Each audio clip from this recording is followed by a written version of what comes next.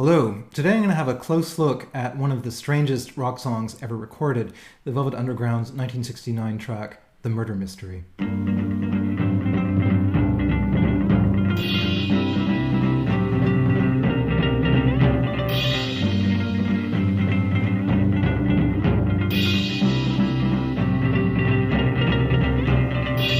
The Murder Mystery appeared on the Velvet Underground's 1969 self-titled album, The Velvet Underground. It's a song that is wildly different from anything else that appears on that particular record, and indeed, it doesn't really resemble anything in their entire recorded output. So I think that there's been a great deal of confusion about this piece. There have been a number of critics and listeners who have deemed it incomprehensible and completely impenetrable. And I think that a lot of the confusion comes from the fact that they are trying to relate it to established rock idioms, whereas in fact, this is a pure product of literary and musical modernism. So I'd like to have a look at it in that light, pull it apart, and try to see what is actually going on in this track. So in terms of the historical context, there's one thing that strikes me as particularly obvious, which is that the track appeared in 1969, although it was recorded and written in 1968, which would put it at exactly the same time as Andy Warhol's A novel. So A novel is an extremely interesting Warhol project in which he simply tape recorded conversations by people in his entourage, and he would get his secretaries to make transcriptions of these conversations, which are kind of about nothing. And then the unedited transcriptions, which were full of typos and inconsistencies, were published verbatim as a book, as a 500-plus page novel. So the idea with projects like this is to sort of foreground boredom. I mean, it's kind of an unreadable book in a way, but it's also a very interesting object to look at and to consider and to think about. And there was a sort of spirit in the air at the time that was sort of present across a variety of different artistic disciplines, which involved the sort of exploration of boredom and also just of extreme avant-garde one-upmanship. The idea was, you would take some kind of idea or a concept and push it so far that it became almost ridiculous, and then go even farther than that. So really, the idea is to see, how far can you push something? How far can you push the listener's patience, in a sense, also, and can you make something really interesting out of a completely crazy idea? So clearly, there is an influence by Andy Warhol, who Lou Reed was very close to in the 1960s, but also of all sorts of other artistic and literary avant-garde traditions. So the Velvet Underground was also close to the composer Lamont Young, who was an American composer born in the early 1930s, who created these very lengthy pieces using very simple materials and drones. So you'd have these very long sustained sounds, pieces in which very little happens, and so on. Very, very extreme, very extended durations as well. And so the Velvet Underground is really coming out of this kind of atmosphere and combining that with the simplicity and the flexibility of the rock combo. So the track itself really is not as incomprehensible as it might initially appear. You just have to put a little bit of work into actually reading the text, understanding the artistic context that it comes out of, and trying to understand what the project of this particular song is. So the personnel is as follows. We have Lou Reed, who is the composer, on guitar, piano, and vocals. We have Sterling Morrison on guitar and vocals, Doug Ewell, who replaced John Cale in the 1969 incarnation of the group, on bass guitar, organ, and vocals, and Maureen Tucker on percussion and vocals. So the first thing we notice immediately is that the track is remarkable in that we have all four members providing vocals. So one thing I always like to do when I'm looking closely at a given work of art is I like to have a look at the extant criticism and see what people have had to say about it. In the case of The Murder Mystery, you would expect a track like this, which is extremely unusual, to generate a fair degree of lively criticism. However, there's actually very little in the way of substantive writing on this piece. So a survey of the published literature has turned up very little, and what I've done is I've taken a selection of some of the things that critics have had to say about the track. So we can have a quick look at this, and it gives you an idea of the sorry state of rock journalism and the fact that, very often these writers are somewhat dilettantish, unfortunately, and have very little of substance to say about the things they are describing. So let's have a look. We'll start with Aidan Levy's Dirty Boulevard, The Life and Music of Lou Reed. So he says, this is a 9-minute polyvalent romp, quickly devolved into pandemonium, flooding the auditory field with Dadaist lyrics, Procol Harum-like organ drawl, and unintelligible repertorial logorrhea.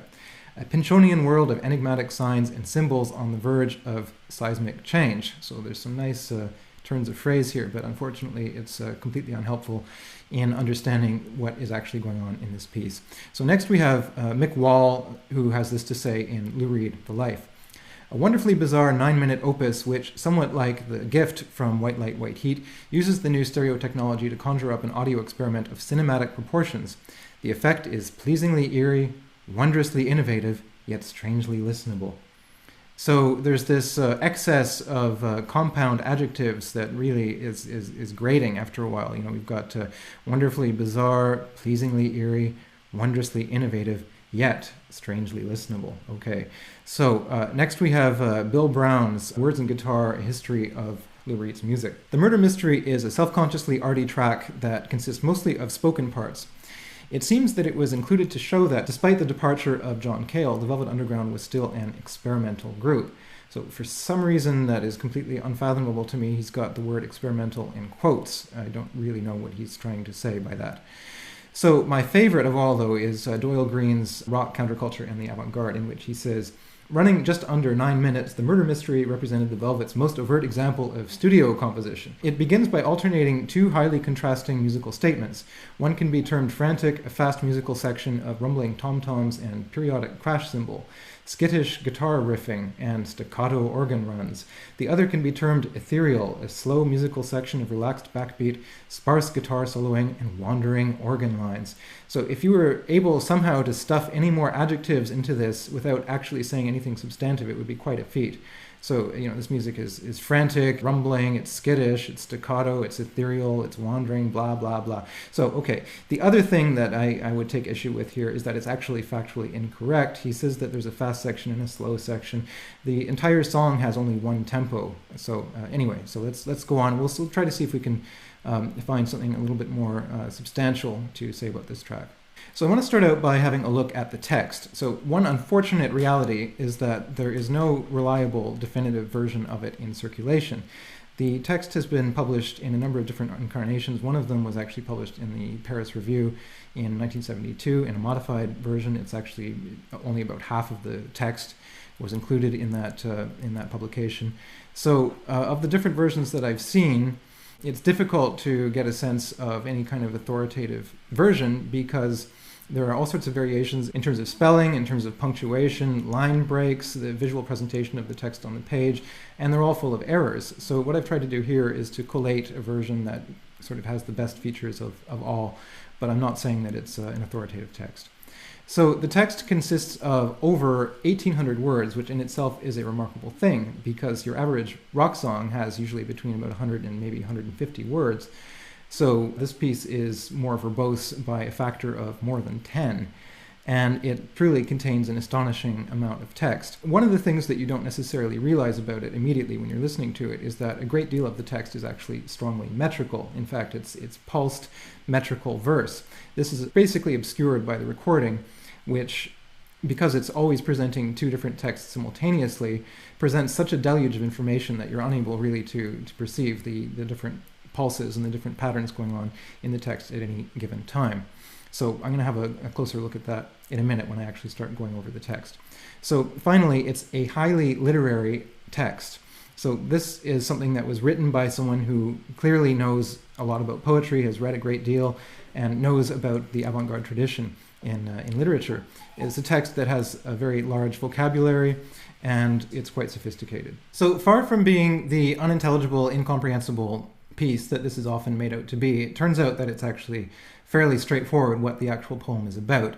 So it's clearly a depiction of decadence. So what I mean that in a technical sense. So it refers to the kind of rot that sets in at the end of a civilization when things are really just completely collapsing and I suppose ideally something else, maybe something better, is about to emerge. So this is clearly a sort of end of civilization catastrophe scenario. There are a lot of sort of disordered visions of decay and decadence throughout the text. References to death, to murder, to dismemberment. There's one sort of thread running through the whole text involving very sort of gruesome surgical reconfigurations. There's also a great deal of allusion to medieval themes. So we have medieval castles being referred to and royalty. There's a theme of regicide going throughout it, involving a king and a queen that meet a very grisly fate. It involves, being thrown to the pigs and devoured alive and all sorts of horrible things. And then allied with all of this, you have these sort of satirical depictions of the music industry, and they're very sarcastic, they're very biting. The whole text is extremely dark. But in terms of the actual subject matter, I don't think there's any particular confusion about what the track is about.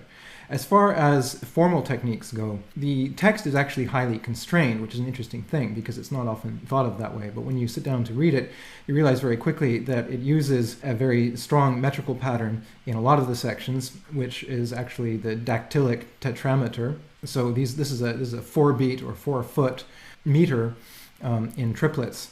So if you've heard Lucy in the Sky with Diamonds, you're already very familiar with this pattern. It's da da da da da da da da da da da da. So picture yourself in a boat on a river, and so on and so forth. So this rhythm is present throughout a great deal of the text. Next, we have incantation-like word repetition. So the text contains a great deal of repetition. There are words that recur throughout the entire text like a thread. You have obviously this idea of this simultaneity of contrasting texts, and one of the few published commentaries that I've seen by Lou Reed discussing his own creation, he says that one of his ideas with the murder mystery was that you would have one idea in the left channel and then you would have an opposing or contrasting idea in the other channel. So there's a kind of a thesis-antithesis concept here, where you have one thing and its opposite at the same time. We also have an extensive use of the literary technique of parataxis. And parataxis is a type of writing in which you have basically short, pithy statements that are only tenuously related to each other without a great deal in the way of conjunctions or transitions.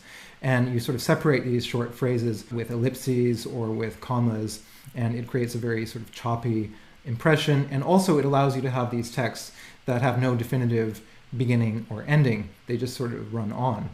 And finally, there's a great deal of self-reference and quotation throughout this text. So he actually makes allusions to other literary texts and also to his own song lyrics. So let's have a close look at the text here. So I mentioned at the outset that the poem has a great deal in the way of very strongly pulsed meter and regular rhythmic patterns. So if you have a look at the text here, it becomes very clear very quickly. So just to quickly orient you here, so we've got two columns of text, and on the left is what you hear in the left channel, and what you have on the right is what you hear in the right channel.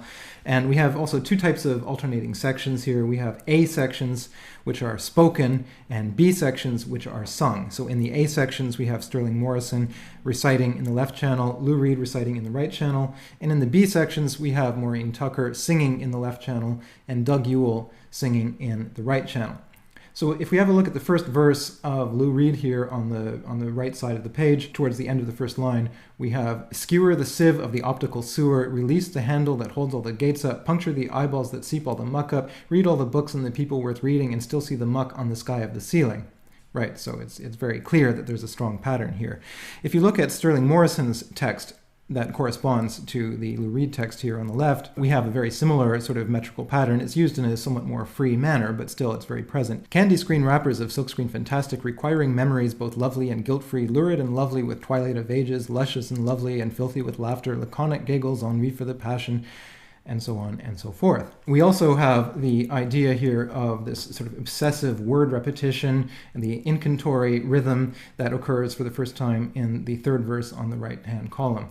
Relent and overse and inverse and perverse and reverse the inverse of perverse and reverse and reverse and reverse and reverse and reverse, and chop it and pluck it and cut it and spit it and sow it to joy on the edge of a cyclop and spin it to rage on the edge of a cylindrical minute. On the left-hand side, we have the introduction of this idea of a irredeemably corrupt royal family that is being indicted and eventually killed. So it's a kind of a French Revolution type of theme here.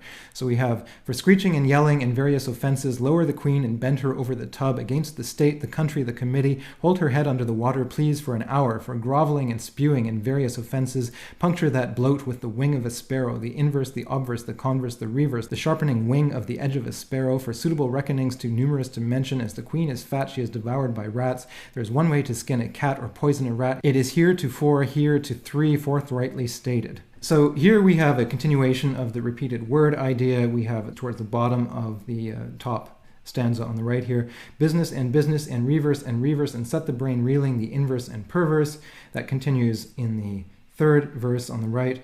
The simple and inverse, the simple, the inverse, the compost, the reverse, the obtuse and stupid, and business. And here on the left, in the section that is sung by Maureen Tucker, we have an example of self-referentiality. We have the text, to the left is what is not right, an obvious reference to the song itself and to the fact that we have a left and a right channel that are in opposition to each other. At the bottom of this page, we have an interesting self-reference that actually refers to the Velvet Underground's second LP, White Light, White Heat. So we have Hello to Ray, Hello to Godiva, and Angel. So that certainly refers to the song's Sister Ray and Lady Godiva's operation from the second LP.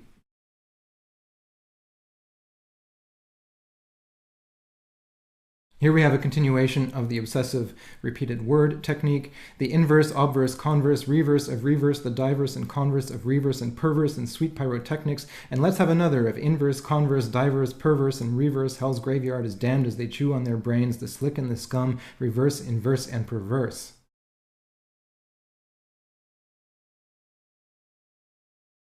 In the final section of the text, we have repeated references to this royal family, presumably being eaten by pigs. And there is also a number of interesting literary references here that are kind of veiled, but if you have a close look at the text, they quickly become apparent. So here, for example, towards the bottom of the left-hand column, we have the phrase, Dizzy Bell Misfortune, which I take to be a reference to Jezebel, the queen of Israel, who was thrown out of a window and consumed by dogs. So there is this sort of idea of dismemberment, of death, of being eaten alive, and so on, of blood flowing everywhere. It's very gruesome. On the right-hand column here, towards the middle, we have the line, Snip the Sea is Fantastic, which is a pun on Trip the Light Fantastic, which is a line that probably has its origins in Milton and Shakespeare. We also have, at the right-hand side of the page here, the king and queen are empty. Their heads are in the outhouse. So that's sort of a very gruesome image. And then finally, the very last line on the right-hand side here, we have, do not go gentle blazing. So he ends his text with a modified quotation from Dylan Thomas, do not go gentle into that good night, which is a poem relating to death, and specifically to the death of the poet's father. So I mentioned when I was looking at the poem that the song is highly sectional. So we have actually 16 sections altogether, which is a very considerable number for a rock song. All of them are in the same tempo, which is approximately quarter equals 108. And the song altogether is just under 9 minutes long, which is extraordinarily long. And I think that this sort of extreme duration is again a reflection of the kind of avant-garde impulse that governed the creation of the piece. And indeed, it ties in with all sorts of avant-garde ideas that were in the air and that were influencing certainly Lou Reed, but also John Cale, who had departed from the group by this point, but who had certainly influenced its direction.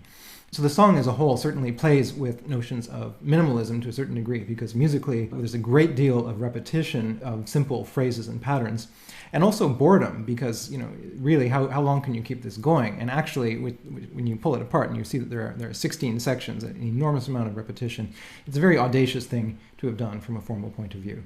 So the piece starts off with an instrumental introduction. So we have two different types of material that contrast with each other, an A section and a B section. And they are presented initially instrumentally, and that basically fulfills the function of an introduction. So next we have the voices entering, and so we have this alternation of spoken and sung. So the A sections are spoken, the B sections are sung, and this alternation continues through 6 alternations of A and B. And then at the very end, we have a 7th iteration of the A section, which is twice as long as all the others. So instead of being 12 bars long, it's 24 bars long. And that's a kind of a summing up or a cadential gesture, which leads into the coda. So the coda is also a spoken section, but very peculiarly, it consists of 66 repetitions of a kind of asinine, banal piano phrase, which is very, very interesting. So what I'm going to do now is have a look at the actual musical substance of the piece, and we can go over it section by section. So in section A, we have this simple repeating syncopated rhythm that you hear in the drums, in the guitar, and in the bass. And this rhythm is actually interesting because when you look at it, you realize that it's actually the same backwards and forwards. Olivier Messiaen, a French composer, theorized these types of rhythms as being non-retrogradable rhythms. In other words, you can play them backwards, you can play them forwards, and you get the exact same thing. So the rhythm is very simple. It's just dum ba dum ba dum bum ba dum ba dum dum ba dum ba dum bum bum, and so on and so forth.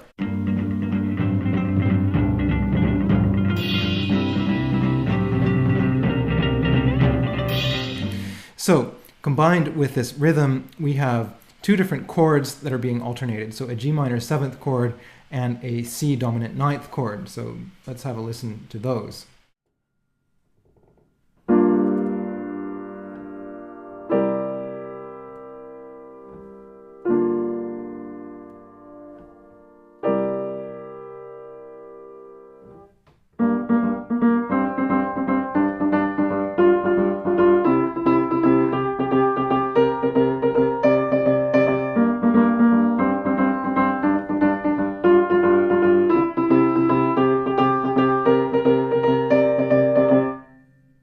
Right, so this section only contains those two chords. They just keep alternating. You'll see that there's no move towards a dominant degree. We just alternate the tonic and the subdominant forever. And there's a sort of modal flavor also to this music, which comes from the fact that we have the 7th and 9th chords and this sort of stasis, this sort of harmonic stasis, because there's really no particular build-up, there's no directionality, it's just these two chords being alternated. Another very interesting feature of this section, and it's rather subtle, is the fact that we have an interesting contrary motion between the guitar line and the drums. So the drums play a descending figure, right? So Maureen Tucker starts on the high tom, follows it with the low tom, and then finally the bass drum, and ends it with a cymbal crash.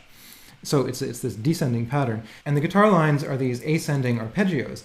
So you have one line going up and one line going down, and they sort of cancel each other out so that it sort of prevents the track from having any particular directionality to it, which is a very interesting thing. So it gives this impression of total immobility and stasis and repetition, and it's a very interesting effect. It's not something that you often hear in the context of a rock song.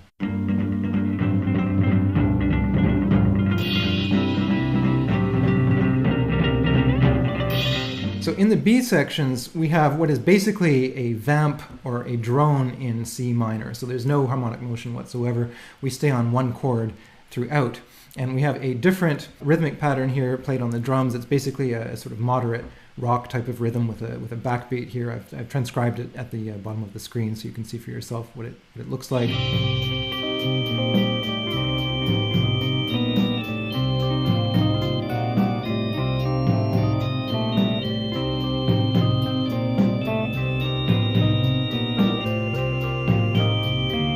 This section stands in a sort of minor subdominant relationship to section A. So there's a subtle degree of harmonic tension between section A and section B in the sense that there's a sort of desire to return to the tonic after the B sections, which are on the subdominant, but it's a very weak sort of harmonic tension.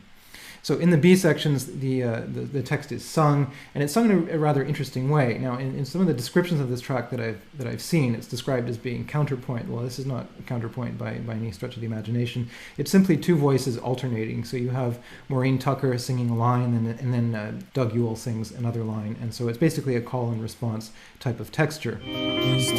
Moonlight, please raise the flag. Succulent, smooth, and gorgeous.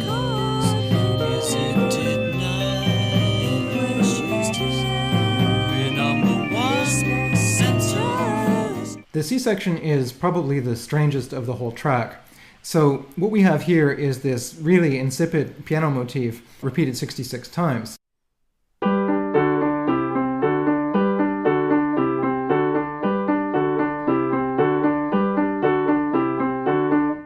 So it's just a little one-bar motif. And it's deliberately done. So I'm sure that the idea here is to just take something as ridiculous as possible and really push it and disfigure it and distort it and do all sorts of things to it, which you can only really do with very simple materials. If you start with something very complex and then vary it and distort it, the variation that you are carrying out on it won't necessarily be apparent because the material itself has to be immediately graspable. So in this case, there's no difficulty with that. So what's interesting about this particular section is that unlike all of the others, it's highly directional and has actually an accumulative structure to it. So in other words, we start off with just this simple repeating piano pattern, and it starts out very sparely like that, but then over time we get these additional layers starting to accrete. So we get additional piano overdubs being added to the initial motif here. We get these clusters being played on the piano with sort of fists and forearms, very aggressive piano playing that gets progressively crazier towards the end of the track. The keys beat are empty. Sit upon the surface. Dash upon the conduit.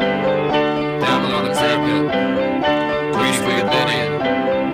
Wait upon the content. 2 minutes on the head. Nothing on the stage channel log. Ready for a nibbler. Juliet the porches. Sling a cask of riches. So this section gradually builds up in texture. And there's also some backwards elements here. I believe it's a backwards piano being played. So it gets built up layer by layer until we end up with a rather complex texture towards the end. So in conclusion, this is really an extremely audacious song on all sorts of levels, and I don't think it's gotten the amount of attention that it really deserves. It's proof of the fact that well beyond the John Cale era, the Velvet Underground was still very interested in experiments and very true to its sort of avant-garde roots, and trying to reconcile these with the sort of simplicity and flexibility of the rock song format. So it's a really fascinating piece, and I would certainly encourage anybody who is not familiar with it to listen to the entire album, and indeed to everything the Velvet Underground recorded, because it's just such an extraordinary group.